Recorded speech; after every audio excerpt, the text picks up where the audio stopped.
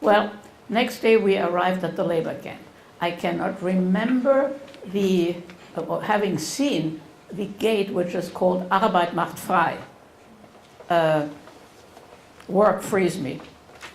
Have to translate it again, I can't remember.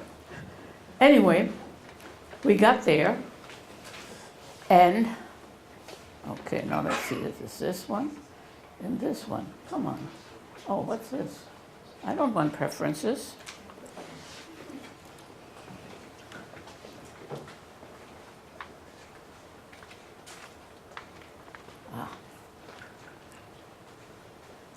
And that was what greeted us before we got out of the cattle car. And all we saw basically was,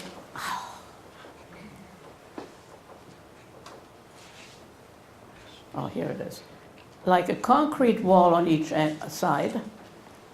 The docks. The docks were lined by one prisoner in prisoner's uniform, you know, blue and white stripes, and one SS person.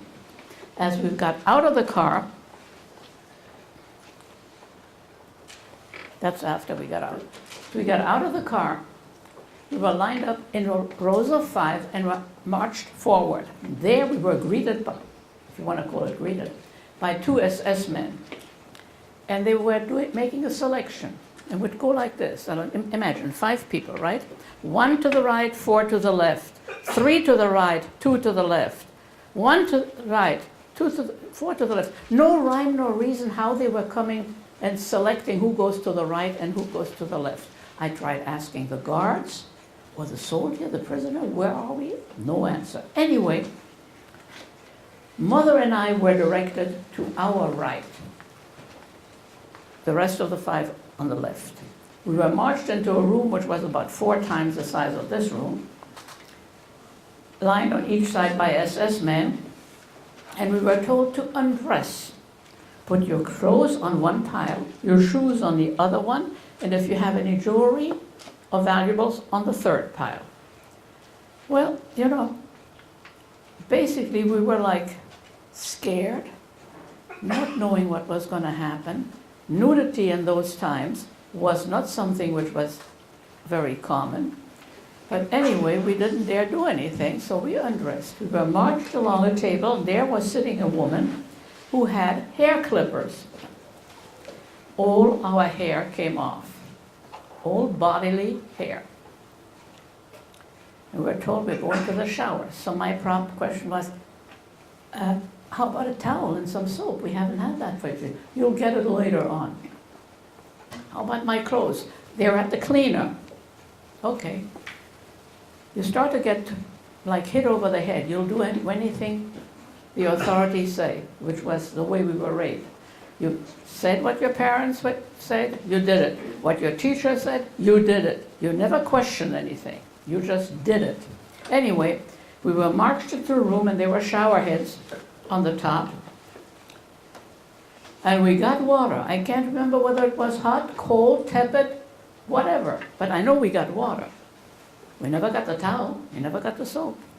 When I got out on the other end, we were told, okay, there's a pile of clothes there, pick something for yourself, and a pile of shoes, pick something for yourself. At that point, I still had some little normal feeling, and I picked a paisley dress, you know, feminine vanity. Anyway, we were marched out. Now, the people who had been directed to our left, I found out later on, they were marched in the same type of room, exactly the same, shower heads and everything. They were shaved before moving in there, but they didn't get water. They got the gas. They were gassed alive and then taken to the crematorium. Now, the crematorium, I found out afterwards, were not started in Auschwitz. They were started in Bavaria, Germany, for German people, mentally and physically handicapped, because Hitler said they were not meant to be alive. He was teaching weird things. So that's where it started. Eventually, when they started burying people in Poland who died, in the labor camps.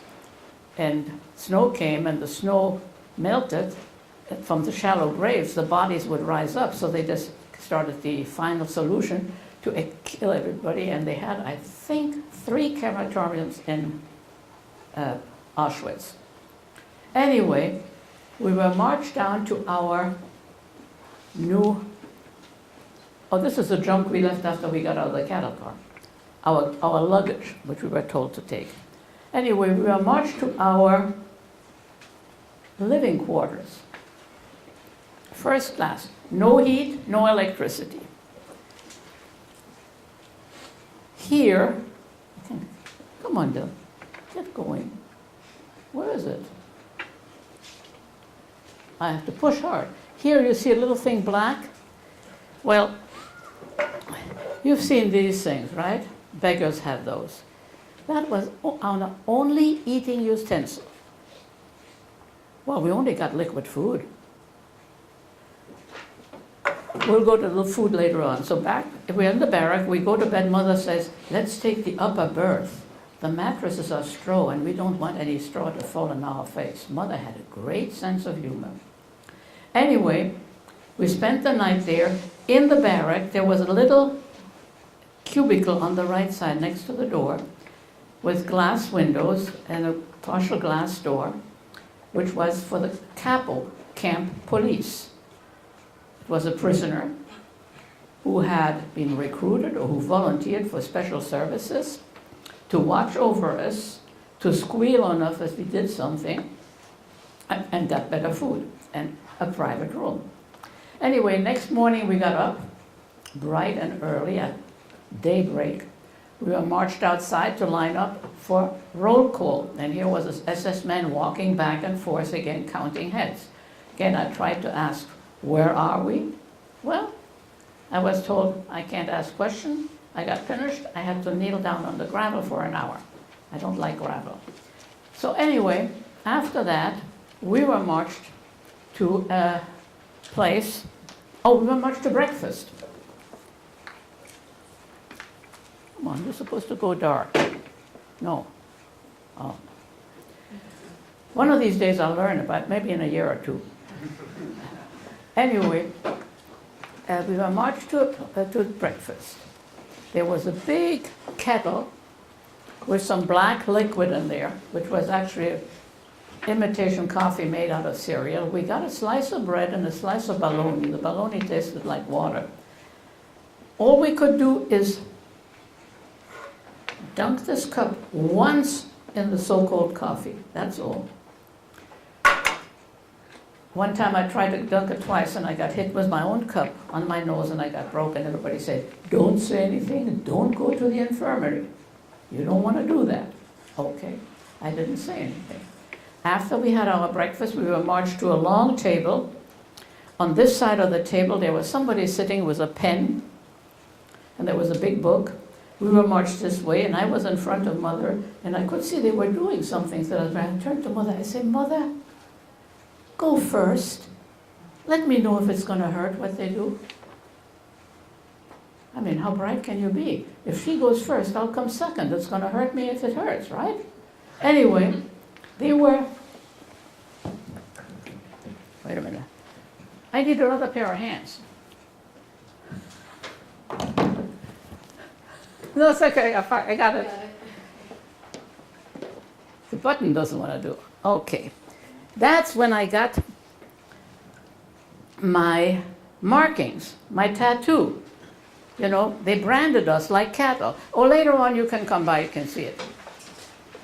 My arm is long enough and I can't unscrew it to pass it around. Anyway, it didn't hurt. Actually, I can't remember that it hurt.